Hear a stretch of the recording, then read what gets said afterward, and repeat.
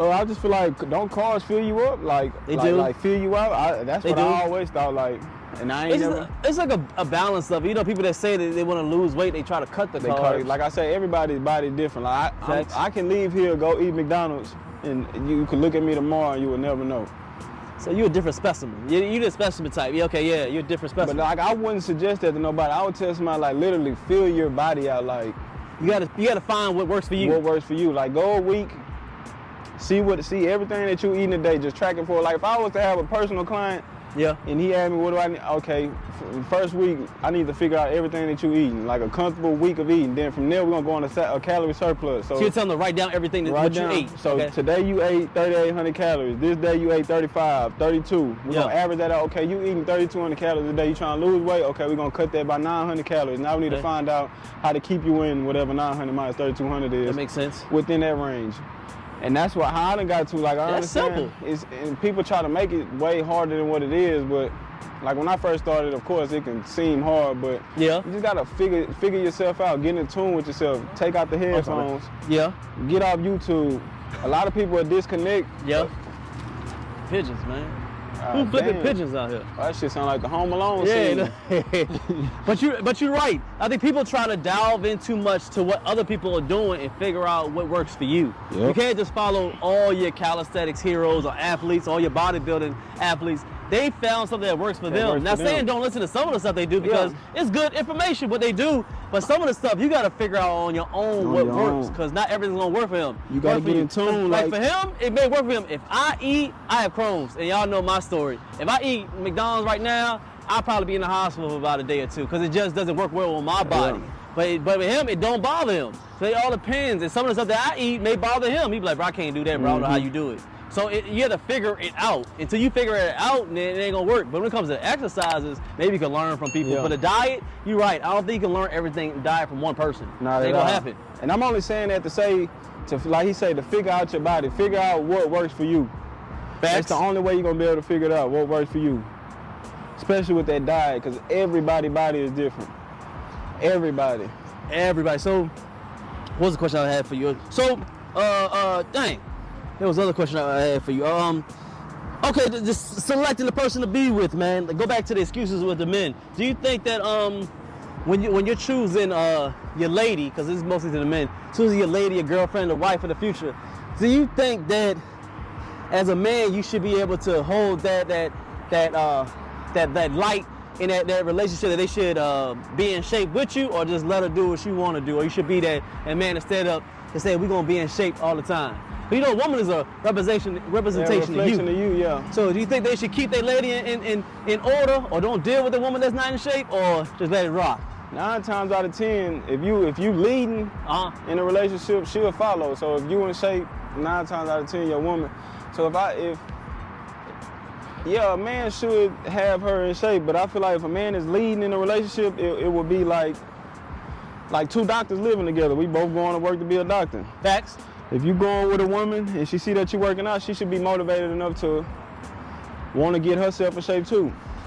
But like, I'm to the age, I'm single right now, so if I was to get into the dating scene, if a female is not working out or in shape, there's nothing we can do. You may be intimidating to them, man. It's not even intimidating. It's like, I wake up and go running. You think you finna wake up and do fuck all? Nah, it's not gonna, like, we at least gotta meet somewhere in the middle to where it's an understanding. Like, I'm not finna be going to the gym and coming home watching you eat whatever the hell you eating, and I gotta eat that, then put my body through that the next day. It don't work like that. And that's another thing with the diet. Like, I say I can go eat McDonald's, but I feel that shit the next day. Nigga wake up and train and not going as smooth as you to your body. Yeah, it's like, and that's another reason why I had to cut it out, because like, as much as I can eat it, I will feel it, especially with with the competition.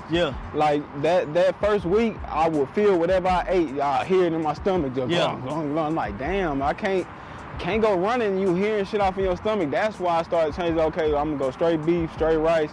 Now some days if I ain't ate, they gonna stop at Wendy's, get a 4 for 4. Might get 2 4 for 4. And you money. Depending on how I'm feeling. So what do you think about the calisthenic genre right now? I'm seeing a lot of people coming up. That shit turned up. It's lit? It's lit. If you ain't doing calisthenics, what are you doing? Bodybuilding, that shit out of there, man. Lightweight, baby. All them bodybuilding niggas, them niggas brittle, old. You flip one of them niggas, they behind the brake, man. So like the physique. Rip Right about 40 years old, and he Facts, doing the damn shape. thing. Ronnie Coleman, he about 50, and he out of He there. hurt.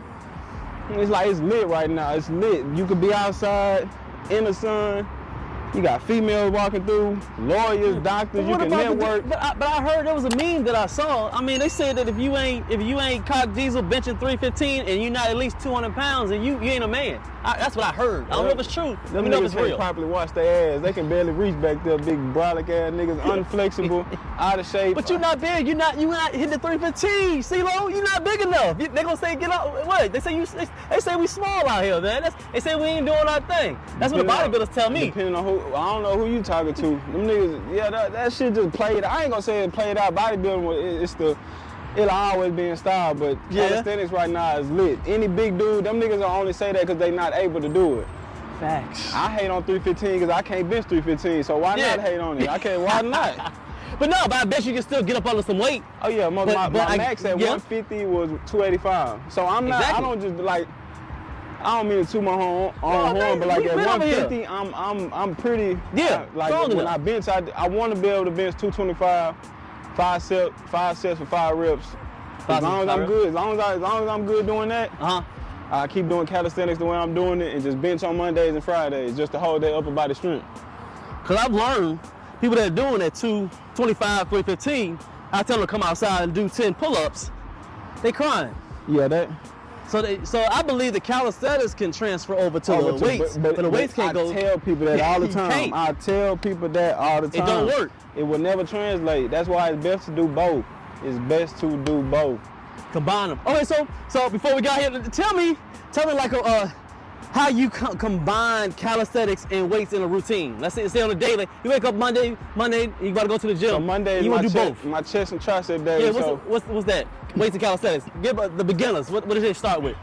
Push-ups and dips, and bench, or just incorporate push-ups and dips into your regular routine. So if you regularly lift weights, do your regular workout, whatever you're gonna do. Then just take an extra 15 minutes to do push-ups and dips. Back forth, how many sets you think they should want with? 50. You gotta do 50 or 50 or more. So you'll do like 5 sets of 10. Okay. Or you could take out bench and do heavy weighted dips. Like that's what I do. If I don't want to bench that day, I go heavy weighted dips. So would you do on the would you do a weighted vest, or would you do the weighted belt? The belt. Belt. It's very searched a lot when it comes to muscle ups, man. Everybody want to do one, so I want to see how you get your muscle ups up there, man. You've been in competitions, you know what you're doing. How you get the muscle ups? Yeah, explain to the people.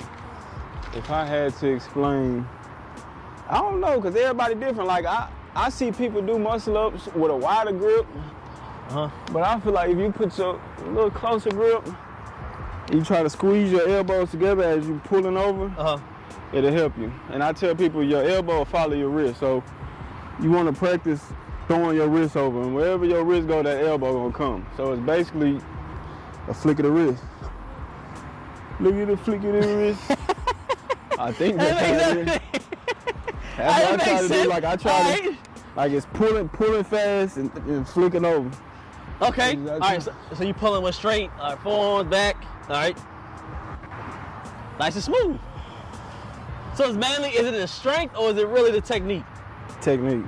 I feel like anybody has the strength to do it. Like even he's kipping up there. I feel like if he was to pull, keep his like when I'm pulling myself up, I'm telling myself pull your elbows together.